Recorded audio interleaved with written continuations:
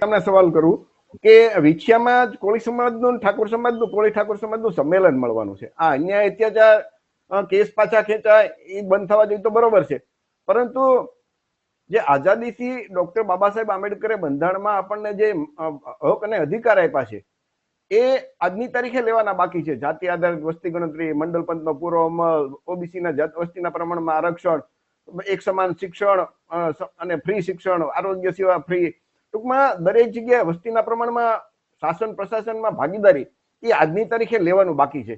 તો એવા મુદ્દાની કેમ સંમેલનમાં ચર્ચા નથી કરી? તમે જવાના છો કે મને ખબર નથી, પરંતુ જે ચોટીલા વિછિયામાં જે કોળી સમાજનું સંમેલન થવાનું છે તો એમાં આપણા જે બંધારણીય હક અધિકાર જે સરકાર તમને વર્ષોથી બ્રાહ્મણવાણીયાની સરકાર નથી, એમ તમે કહો કે બ્રાહ્મણવાણીયાની સરકાર તો એ નથી આપતી, તો આપણા લોકો કેમ જાગતા નથી? સંમેલનમાં જાહેરમાં કેમ નથી બોલતા કે બધાએ સંકલ્પ લ્યો કે હવેથી આ બ્રાહ્મણવાણીયાની પાર્ટીને મત નહીં આપીએ? આવું સંમેલનમાં કેમ નથી બનતું? તો સંમેલનમાં આ આપણા હક અને અધિકાર વિશે જે એમાં મને કાશીરામ સાહેબના શબ્દો યાદ આવે છે કે ન્યાય જોવે, હક અધિકાર જોવે તો શાસક બનો, ભીખ માંગવાથી અધિકાર નહીં મળે.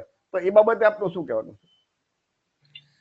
સાહેબ, વિષયમાં જે તમે વાત કરી તો એમાં લગભગ તો મને કઈ કોઈ છે નહીં એવું કે ત્યાં જવાનું કે કોઈ કીધું નથી, કોણ સલાહ બરોબર. પણ ખાસ કરીને તે કે આપણે આંદોલન કરવું પડે છે એવી નોબત લાવે છે, બરોબર.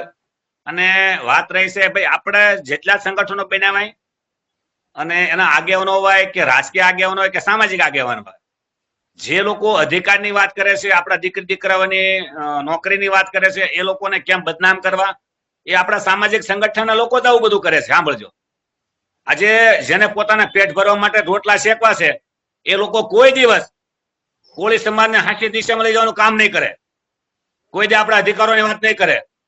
અમુક સામાજિક સંગઠનના આગેવાનો એમ બોલે છે કે આપણા અધિકારો માટે લડવું પડશે, બધા સંગઠનો એક થવું પડશે, પણ અધિકારો કોણ નથી આપતું, કઈ પાર્ટીને નથી આપતા, તો આપણે ક્યાં કામ કરી છીએ?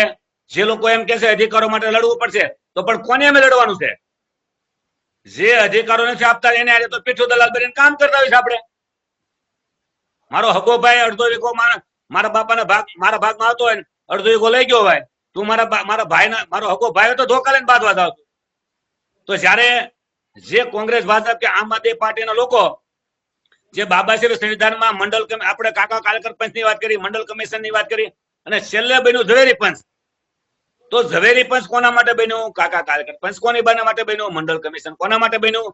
એ શું છે? તો આજે બાબા સાહેબે એવું કીધું કે દેશની જેટલી વસ્તી છે એ તમામ જાતિઓનું સરકારમાં પણ હરખી હિસ્સેદારી હોવી જોઈએ, ગવર્નમેન્ટ નોકરીમાં હોવી જોઈએ, જમીનમાં હોવી જોઈએ, લોનમાં હોવી જોઈએ. પણ કોણ નથી દેતું? આ 3% વાણિયા બ્રાહ્મણો બધી પાર્ટીઓ બનાવીને આ દેશની ખાસ કરી કોળી સમાજ, ઓબીસી, એસસી સમાજના મત લઈને સરકારો બનાવ્યા પછી વર્ષોથી દેશ આઝાદ થયા, સંવિધાન લાગુ પડ્યું ત્યારથી આ દેશમાં સર્વોપરી વાણિયા બ્રાહ્મણ રહેવા જોઈએ, એની આગળ તમામ સંપત્તિ રહેવા જોઈએ. આપણા લોકો ન મળવું જોઈએ એ ખુલ્લામ ખુલ્લો વિરોધ કરે છે. એ સત્તાય કોળી હોય કે ઓબીસી એસસી ના હોય પોતાની જાતને બહાદુર સમજે છે તો દુશ્મન તો કામ કરે છે. એ બહાદુર કેના ભાઈ? બહાદુર હોય દુશ્મન લડાઈ લડે, લડાઈ લડવી એ બહાદુર લોકોનું કામ છે.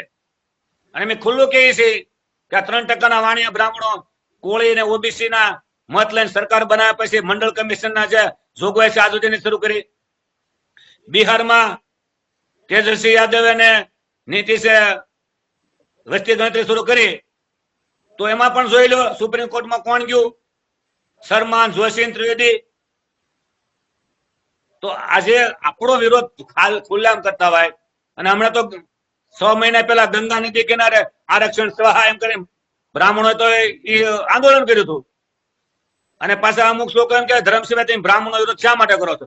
હું બ્રાહ્મણો વિરોધ કોઈ કરતો જ નથી, પણ કાશીરામ સાહેબ ભાઈ કે રામાસ્વામી પેરિયા ભાઈ કે બાબા સાહેબ ભાઈ એ અમારા વ્યવસ્થા માટે જે સંઘર્ષ કર્યો છે તો મેં એના પુસ્તકો વાંચ્યા છે, અને પુસ્તકમાં જોયું કે 1848 ની વાત કરીએ કે જ્યોતિરાવ ફૂલે જયારે આપણને ભણવાનો અધિકાર માટે 20 નિશાળ શરૂ કરી તાને વિરોધ કરનારા બ્રાહ્મણો હતા. 1902 માં સાહુજી મહારાજે અનામત આપી, તાને વિરોધ કરનારા આ લોકો હતા. અને 1990 માં વીપીસી અનામત આપણને આપી, ત્યારે ઓબીસી નું સમર્થન સમિતિના લોકો આખા ગુજરાતમાં રથ ફેરવતા હતા. એ રથ ફરતો ફરતો સુરત પહોંચ્યો તો ઓલ ઇન્ડિયા બ્રાહ્મણ ફેડરેશને સુરત કલેક્ટરને આવેદન પત્ર આપ્યું કે આ તમામને જેલમાં નાખ્યો. એટલે ભાઈ અમે તમારું શું બગાડ્યું? અને હાલમાં પણ જે મંડળ કમિશનનો પૂરેપૂરો અમલવારી કરવી ન કરી જેની સરકાર હોય નક્કી કરે, તો આ દેશમાં અને ગુજરાતમાં વારાફરતી કોંગ્રેસ અને ભાજપની આમ આદમી પાર્ટીને અલગ રાજ્યમાં સરકાર બની છે. તો કોંગ્રેસે એક થકું શાસન કર્યું તો એને પણ આપણને મંડળ કમિશનની અમલવારી કરવાની દીધી. જ્યારે ભાજપની સરકાર આવી તો એમને પણ નથી કરવા દીધી. અને આમ આદમી પાર્ટી છે એ તો ખુલ્લી જાતિવાદી સરકાર છે. આજે પંજાબમાં જે એની સરકાર છે તો 5 રાજ્યસભામાં મેમ્બર મોકલ્યા, 5 એના સવર્ણ મોકલ્યા છે. જોઈ લો ઓબીસી એસસી નો એક વાયદો. એટલે આ દેશમાં મીડિયાના માધ્યમથી એક ભાજપનો વાણિયા બ્રાહ્મણ બદનામ થાય તો કોંગ્રેસના વાણિયા બ્રાહ્મણ હારો બતાવવાનો, કોંગ્રેસનો વાણિયા બ્રાહ્મણ બદનામ થાય તો આમ આદમી પાર્ટીના વાણિયા બ્રાહ્મણ હારો બતાવવાનો. પણ આ દેશના મૂળ માલિક છે ઓબીસી એસસી એસટી ની સરકાર ન બને એટલે નીતિ લાલુ પ્રસાદ યાદવને બદનામ કરવાના, ફલાણાને બદનામ કરવાના. પણ વર્ષોથી તમે અમારું લોહી પીતા આવ્યા છો, અમારું શોષણ કરતા આવ્યા છે. સ્વામી વિવેકાનંદે એવું કીધું હતું કે બ્રાહ્મણો આ મૂળ ઓબીસી એસસી ના લોકોને તમે શોષણ કરવાનું બંધ કરજો, એની પર દયા રાખો, માનવતા રાખો અને એના ભાગનું આપો. જે દિવસે આ લોકોને ખબર પડશે કે આ લોકોનું લોહી ચૂસનારા છે તો આ બધા ભેગા થઈને ફૂંક મારશે ને તો તમે બધા હવામાં ઉડી જશો, એમ સ્વામી વિવેકાનંદ કહેતા. પણ આ લોકોને અક્કલ જ નથી આવતી, ભાન શાનમાં નથી આવતી. એટલે ખાસ કરીને સાહેબ જે વિશ્વમાં આંદોલન થાય, સંમેલન થાય છે, એને એક જ કહેવા માંગુ છું કે ભાઈ તમે લડાઈ લડવા ભેગા થાવ તો સમસ્યા સામે લડાઈ લડવા થાવ છો. પણ સમસ્યા જે લોકો ઉભી કરે છે જ્યાં સુધી એની મેં લડાઈ નહીં લડો, ત્યાંથી એક સમસ્યા ઉભી થઈ એને મેં લડ્યા તો બીજી સમસ્યા ઉભી થઈ એને મેં લડવાનું, કોટડા વાળી સમસ્યા ઉભી થાય તો ત્યાં લડવા જવાનું, પછી હાજીડમ સોંકડી સમસ્યા ઉભી થાય તો ત્યાં લડવા જવાનું. તો અવડો મોટો પ્રદેશ હોય તો અનેક જગ્યાએ આવી બધી સમસ્યા ઉભી થતી હોય તો તમામ સમસ્યાને ઉભી કરનાર અમે લડો અને આપણી સરકાર બનાવો તો કોઈ દિવસ આવી સમસ્યા ઉભી ન થાય. એટલે આજનો સંદેશ એ છે કે ભાઈ આપણા મતથી આપણી સરકાર બનાવી છે, વોટ અમારા રાજ તમારા નહીં ચલેગા, વોટ ભી અમારા રાજ ભી અમારા, નીકળો ઘર મકાનો છે, જંગલોડો બે માનો છે. એટલે ખાસ કરીને તો વિશ્વના સંમેલનમાં જે પણ આગેવાનો હોય, જે પણ યુવાનો હોય, એ તમામને મારો એક જ સંદેશો છે કે તે દિવસે તમે સંકલ્પ કરો કે જેવી દિવસે આપણે જેવી રીતે અંગ્રેજોને બહિષ્કારનું આંદોલન કર્યું હતું કે ભાઈ અંગ્રેજો આપણી પર અત્યાચાર કરતા હતા, એમાં મને સાંભળે છે એ વાંચ્યું હતું કે ભાઈ અંગ્રેજોનું બહિષ્કારનું આંદોલન કર્યું હતું. તો એવી જ રીતે એની કરતા પણ વધારે દમન જો ગુજરાત આપણે પર કરતા હોય તો કોંગ્રેસ ભાજપ આમ આદમી પાર્ટીની સરકારો આપણે પર ખુલ્લેઆમ અત્યાચાર કરે છે. તો ખાસ કરીને કોળી સમાજના લોકોને સંમેલનમાં આ જ કહેવું પડશે કે ભાઈ આપણે અહીંથી સંકલ્પ કરીએ કે આપણે કોળી ઠાકોરના પેટના છીએ. આજથી કોંગ્રેસ કે ભાજપ કે આમ આદમી પાર્ટીને અમે 7% નહીં આપી અને અમે બહિષ્કાર કરશું. જેવી રીતે આપણે અણુ પરીક્ષણ કર્યું અને અમેરિકાએ વિરોધ કર્યો કે ભાઈ તમે અણુ પરીક્ષણ ન કરી શકો, તો ભારતના વડાપ્રધાને નિર્ણય કર્યો કે ભાઈ અમેરિકન વસ્તુ નહીં વાપરવાની, તો 8 દીમાં અમેરિકા પહોંચી ગયું હતું.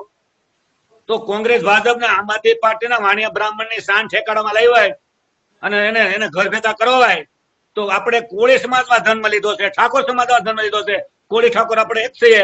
તો સમસ્ત કોળી સમાજને તે દિવસે નિર્ણય લેવો જોઈએ કે કોંગ્રેસ ભાજપને આમ આદમી પાર્ટીનો બહિષ્કાર કરીએ છીએ અને જ્યાં સુધી અમારી સરકાર નહીં બને ત્યાંથી અમે 7% નહીં આપી. તો આ એક નિર્ણયથી ગુજરાતમાં ભૂકંપ નો આવી જાય તો કહેજો, પણ એ તાકાત તો ઉભી કરવી પડશે ને. ના ના બરોબર છે, એ હિંમતે હોવી જોઈએ ને લોકોના બોલવાની. તે હા સાહેબ. તો ખૂબ ખૂબ આભાર ધરમસિંહભાઈ. તો ધરમસિંહભાઈએ બહુ સરસ મજાની વાત કરી કોળી ઠાકોર સમાજને વિછ્યા સંમેલનમાં શું કરવું જોઈએ, શું બોલવું જોઈએ, શું લોકોને આપણા સમાજને સંદેશો આપવો જોઈએ. કેમ કે સામાન્ય રીતે જે લોકો આવતા હોય ને એની પાસે વધારે માહિતી નથી હોતી. જે આગેવાનો છે કહેવાતા જે સ્ટેજ ઉપર બોલે છે એની જવાબદારી છે કે પોતે જ્ઞાની બને. પેલા બંધારણ વાંચે, આપણા હક અધિકાર શું છે એ વાંચે, કોણ આપણને અન્યાય અત્યાચાર કરે છે, કોની સરકાર છે, અને અત્યારે આટલા અન્યાય અત્યાચાર, અને જે ભાગ લેનાર છે એ લોકોને વિનંતી કે અન્યાય અત્યાચાર દેકારો કરીએ, પડકાર કરીએ, રેલી કરીએ, આવેદન પત્ર આપીએ, સંમેલન કરીએ, અને જેવી ચૂંટણી આવે એટલે કોઈ રૂપિયાની લાલચ, કે દારૂ ભંજાની લાલચ, કે કોઈ પક્ષની ઓફરની લાલચ, કે કોઈને વર્ષોથી એની સાથે કોઈક સગાવાલા જોડાયેલા હોય પાર્ટી હારે, એટલે એના કારણે એ જોડાઈ જતા હોય તો એમને પણ વિચારવું પડશે.